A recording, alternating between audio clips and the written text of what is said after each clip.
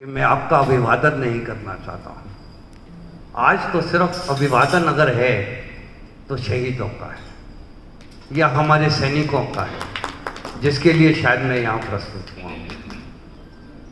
संगीत पता नहीं एक कैसा आनंद देता है, आनंदमय कर देता है, खुश कर देता है, लेकिन उससे भी ऊपर की एक परिभाषा है कि भाव विभोर कर देना। शायद सुधा जी ने उस भावों को लाके भाव विभोर किया, लेकिन एक उससे भी ऊपर की परिभाषा है, मैं शायद उसको व्यक्त नहीं कर सकता हूं, जिसको मैं अपने शब्दों में कहना चाहूंगा कि ओत-प्रोत कर देना, कि बिल्कुल ही उसमें समा जाना।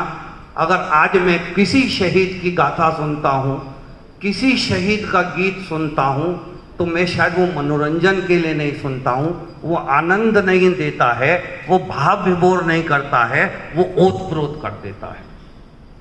शहीद की एक लाइन, ए मेरे वतन के लोगों, जैसे भाभी ने कहा, ए वतन तुझको मेरी कसम।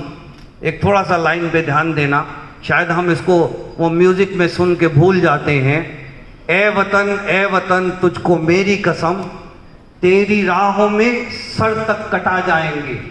फूल क्या चीज़ है, तेरी राहों में सर तक कटा जाएंगे। तो जब जहाँ ये शब्द आते हैं तो शायद वो दिल के भी अंदर चले जाते हैं।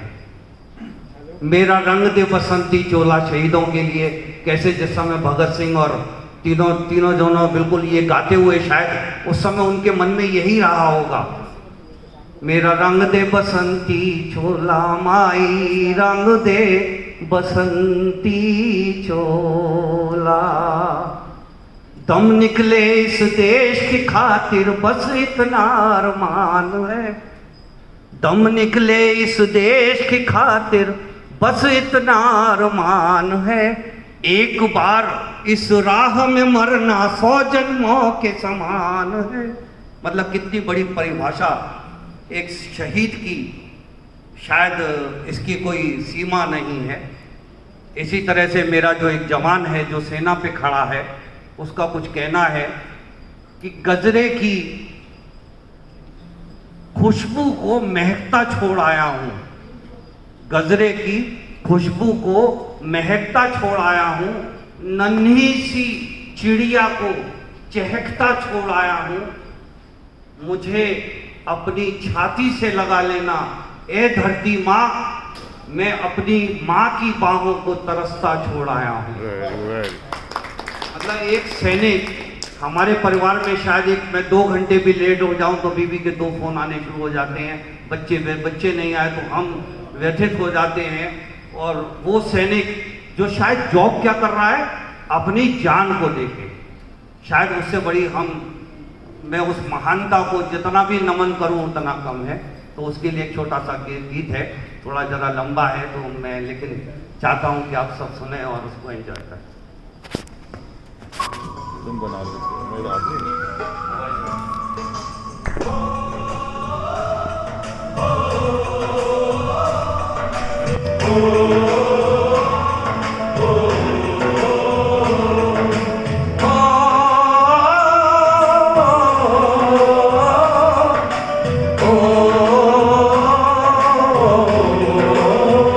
संदेशे आते हैं, हमें तड़पाते हैं, वो चिट्ठी आती है तो पूछे जाती है कि घर कब आओगे, कि घर कब आओगे, लिखो कब आओगे। वो तुम बिन ये घर सूना सूना है।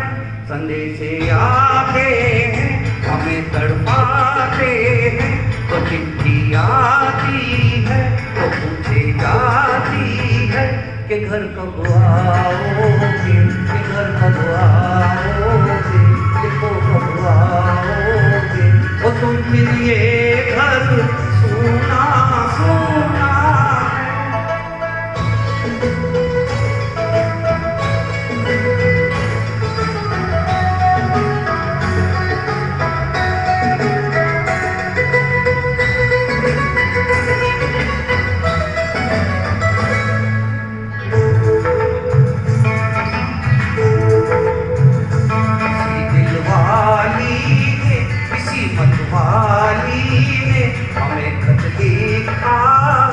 ये हमसे पूछा है।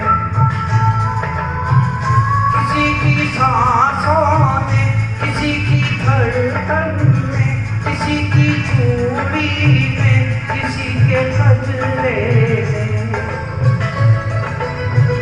किसी के गजरे में, किसी के गजरे में, महकती सुबहों में, रातों में, अधूरी बातों ने, तरसती बाहों में, और पूछा है तरसी निगाहों ने कि घर कब आओगे, आओगे, कि घर कब आओगे, देखो कब आओगे, और तुम भी ये घर सूना सूना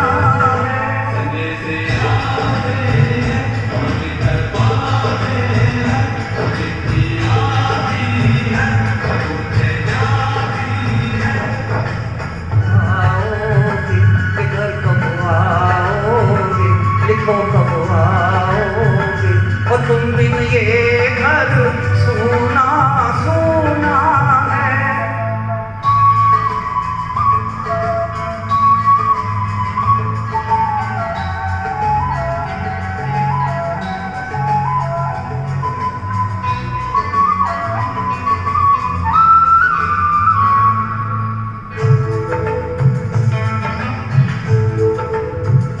मोहब्बत वालों ने, दिल वालों ने हमें लिखा है, ये हमसे पूछा है।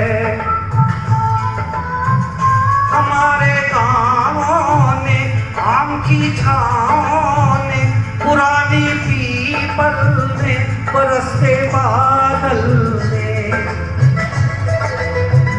खेत खलियानों ने, हरे मैदानों ने, बसंती बेलों ने, घूमती बेलों ने, लचकते झूलों ने, दहकते फूलों ने, चटकती कलियों ने, और पूछा है गाँव की गलियों ने कि घर कब आओगे, कि घर कब आओगे, लिखो कब आओगे, और तुम बिन ये घर सूना सूना है।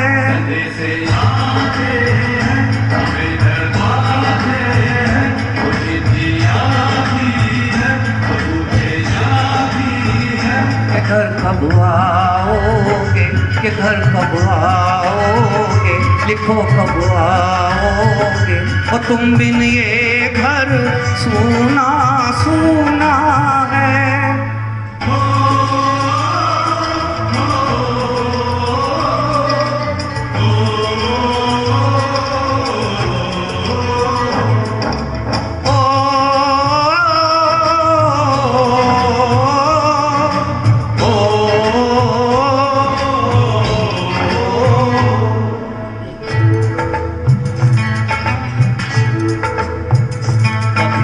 ममता की, प्यार की गंगा की जो चिट्ठी आती है, साथ वो लाती है। मेरे दिन बचपन के, वो खेले आंगन के, वो साया आंचल का, वो टीका काजल का, वो लोरी रातों में, वो नरमी हाथों में, वो चाहत आँखों में, वो चिंता बातों में, बिगड़ना ऊपर से, मोहब्बत अंदर से, करे वो देवी माँ, यही हर खत में पूछे मेरी माँ कि घर कब आओगे, कि घर कब आओगे, लिखो कब आओगे, और तुम बिन ये घर सूना सूना